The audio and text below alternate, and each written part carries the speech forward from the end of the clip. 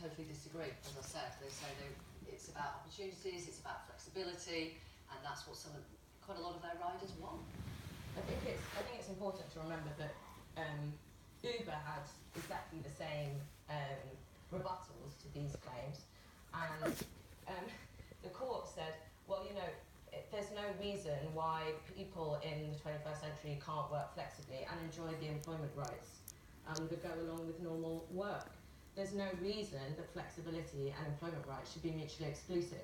And I think it's important to see that, yes, technology is driving work forwards and we're evolving, but the courts are keeping up with that. And they are recognising that these guys aren't independent contractors.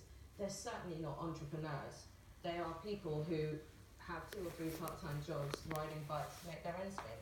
Okay. We'll see what happens. We'll cover the case as it develops. Thank you very much, Laurie. Thanks for coming on. Cheers. Thank you. Still to come, Angelina Jolie and Brad Pitt have reached a custody agreement for the care of their 6 children. We'll bring you the details in the next hour of the programme. Right, time for the latest weather. Here is Stav, and it's freezing, Stav, and the papers today are saying it's going to go to -14. Well, that's probably a bit of an exaggeration. We saw -6 Celsius last night, the coldest night of the season so far, Victoria.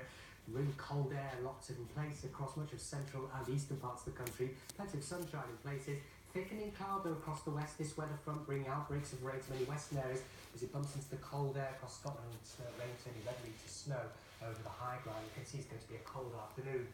Now the weather really gets interesting this evening and overnight as that rain continues to move east and starts some widespread snow over the high ground in towards southern Scotland, the Pennines, South Pennines, maybe even the North Midlands, and accumulations so down to lower levels in this zone too. So it's likely to be some disruption by the end of the night here. So bear that in mind heading out into work tomorrow. It's the first significant snow of the season.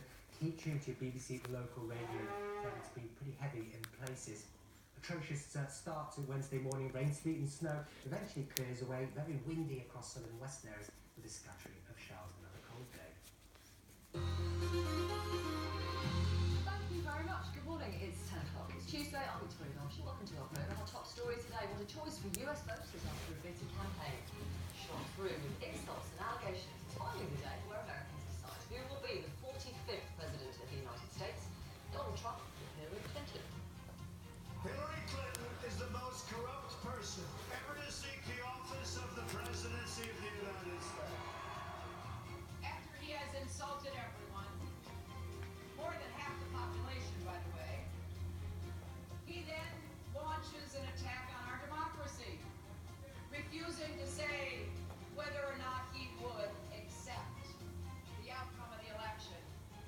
Well, let's show tomorrow there will be no question about the outcome of this election. So who is going to win? Our experts will give it their best guess.